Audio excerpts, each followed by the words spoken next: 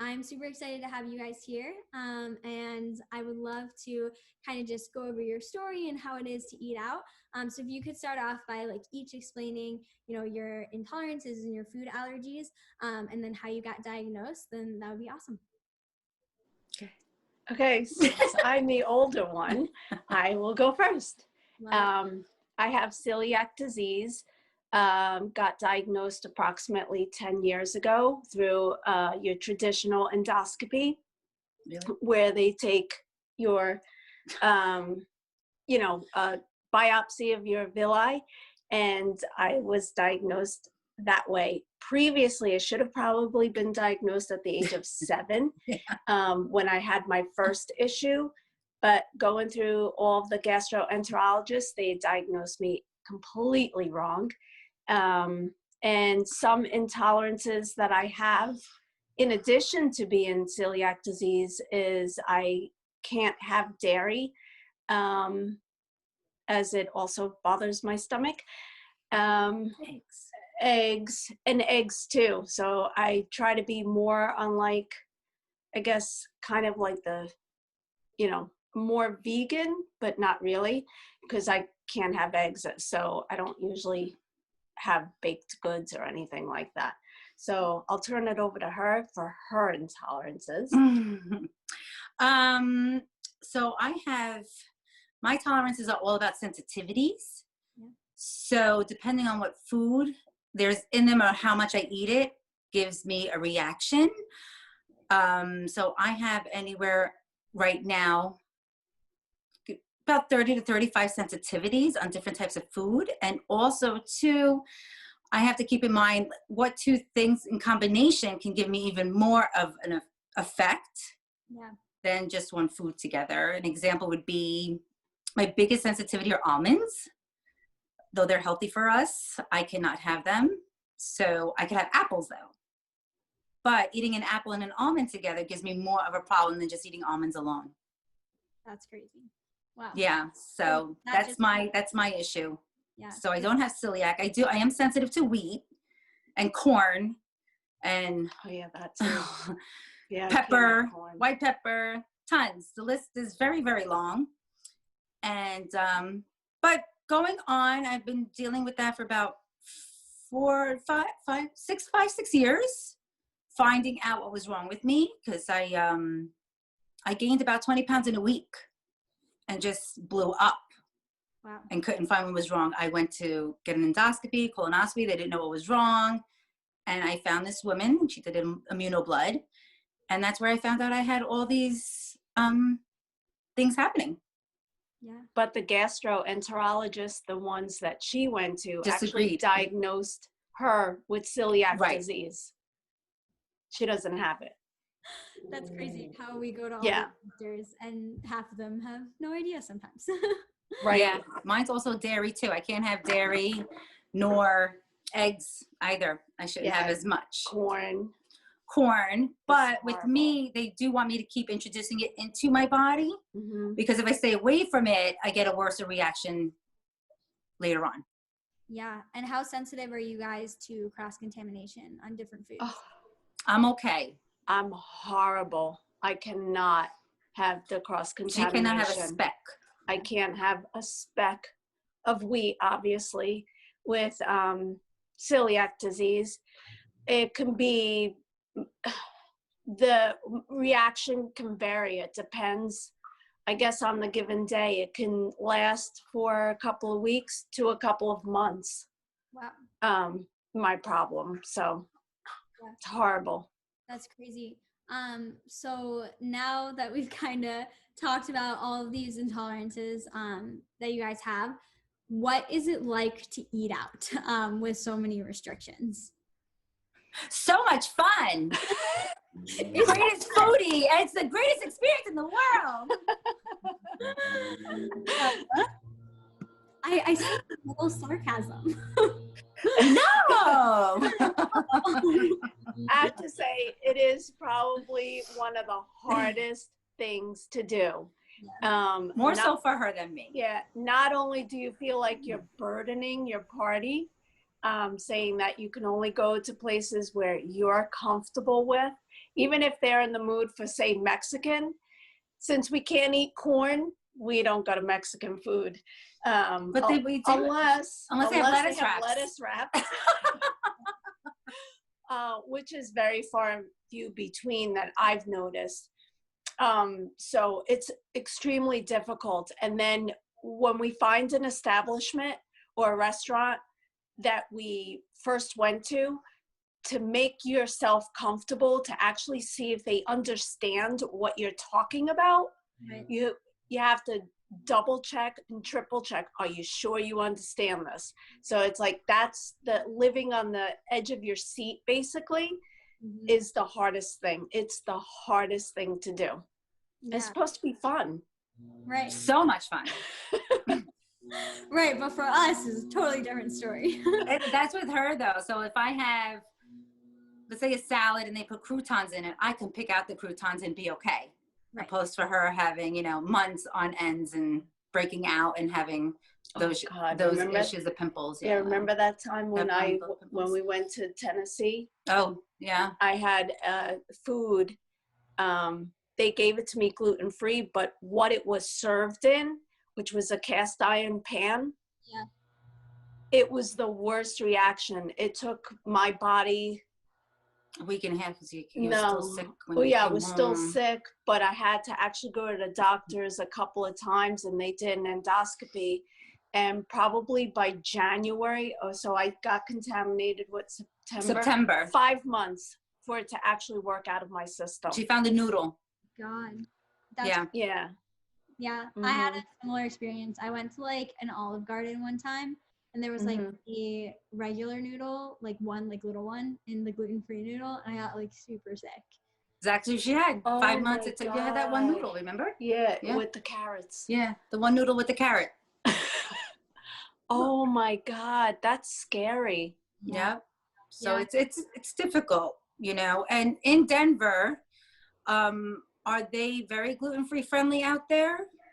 Yeah, so kind of, and this is why we're creating the app, is because there are a lot of restaurants that like are pretty good about gluten-free.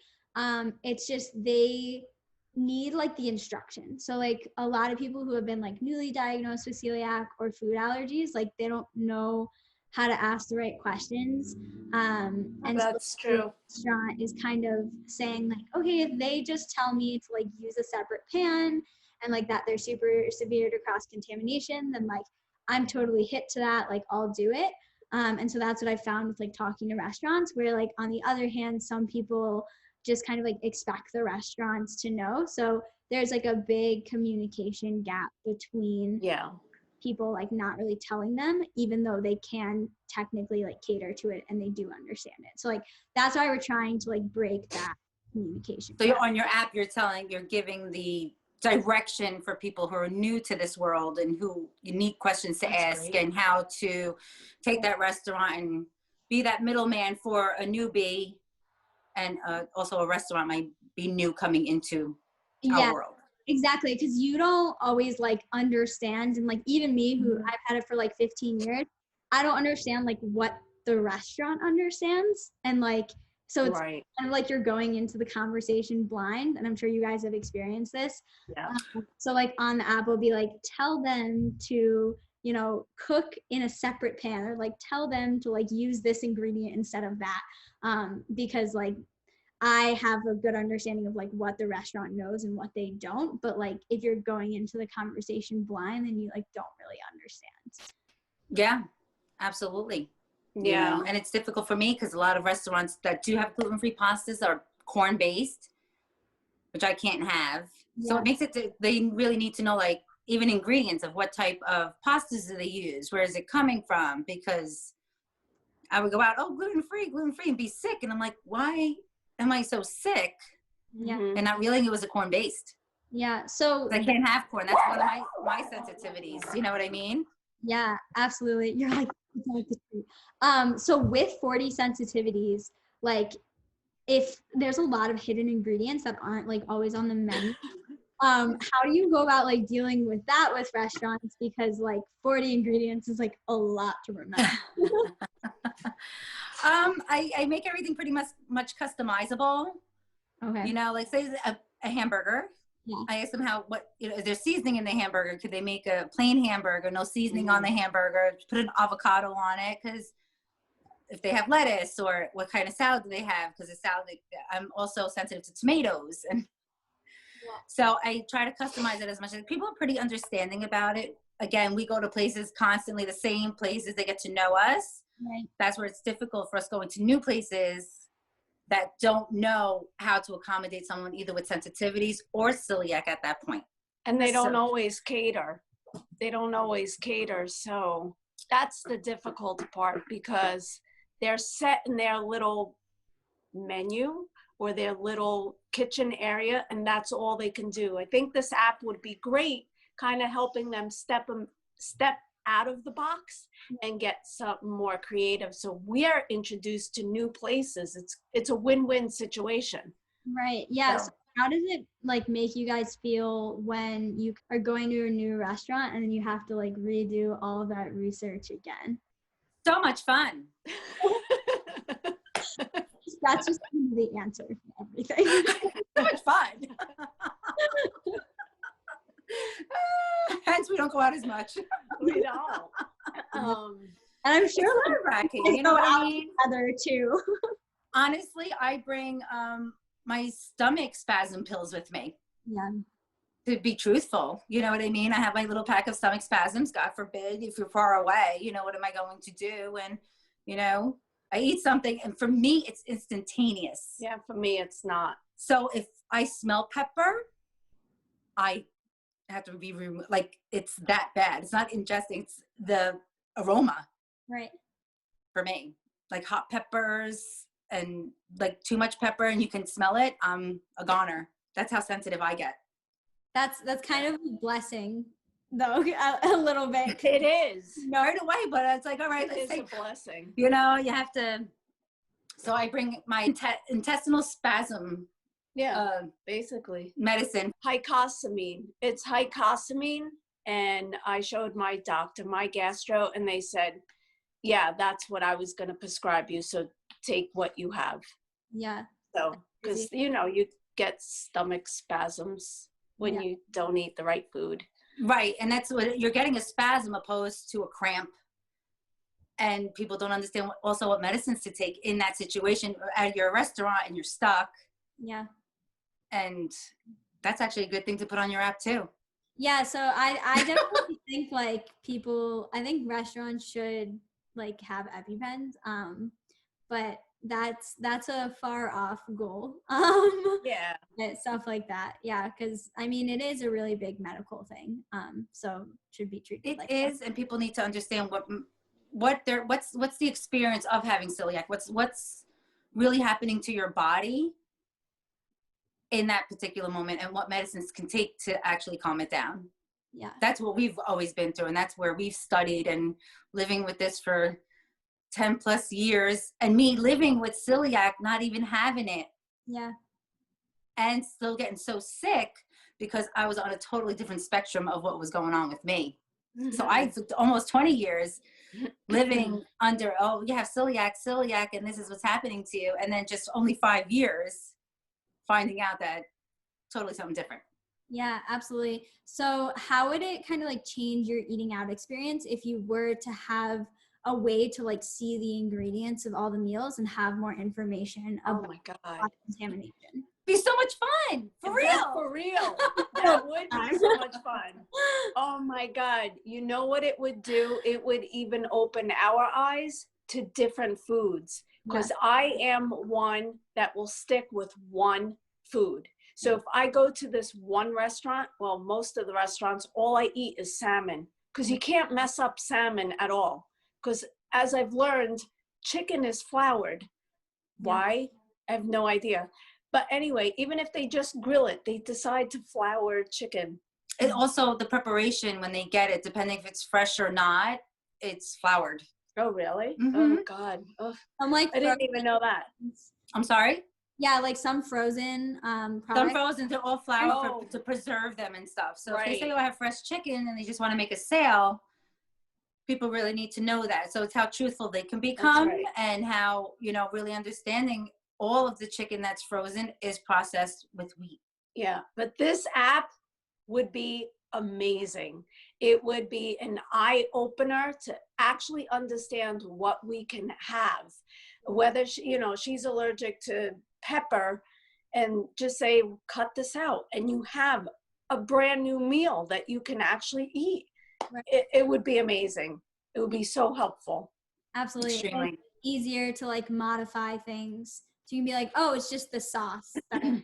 Like, let's just Right, exactly. right. Yeah. Just eliminate this, put this in there for me. And, I think it would help us as much as it would help them. Yeah. Understanding, what that would do for all of us in the community win-win situation. Of being this way, Yeah, it's a win-win situation, and not living or sitting on the edge of your seat waiting, oh my God, what's going to happen next? It's going to happen in 2 days. It's going to happen in a day. It's going to happen right then and there. Right. Because right now, like, the control is like entirely on the restaurant. So it's like if they aren't as aware about your allergens as you are, like they're kind of taking a bargain, and they're like, oh, well, I hope like they won't get sick. Where like if both parties were just like more educated, then like we could help each other out. So with your app, you're just helping the consumer, or you're helping the restaurants as well? Yeah, so both. So right now, like we're starting more a consumer route and just giving information, because we really just want to be a platform in which like we could give as much information as possible. So both like parties are more educated about it, but we also want to train restaurants on like, what to look for, what you can do for cross contact, how it's really not as hard to make modifications as they think it is. So like right now, it was just kind of me going into the restaurants and talking to them. But for example, like I would look at their pan spray and I'd be like, hey, look, there's soybean oil like in this pan spray. And so like, oh my God, that's crazy. I didn't know that. And so that's like a point in which, now they're more educated about their ingredients. They understand that if somebody comes with a soy allergy, like they probably shouldn't give them something that had pan spray on it. And then also like other things like, can you just cook this in a pan? And they're like, oh, like, yeah, yes, I can. I guess I can cook that in a pan. So things like that, just going through the process of walking through the kitchen allows them to understand like where they can make modifications, like how little changes can actually make it so you not get sick. That's so cool. That's another. Now, will you have reps going to restaurants? Yeah. So to find out your information for your app too, and have people, is that how you will pretty much start growing in other states, I would assume?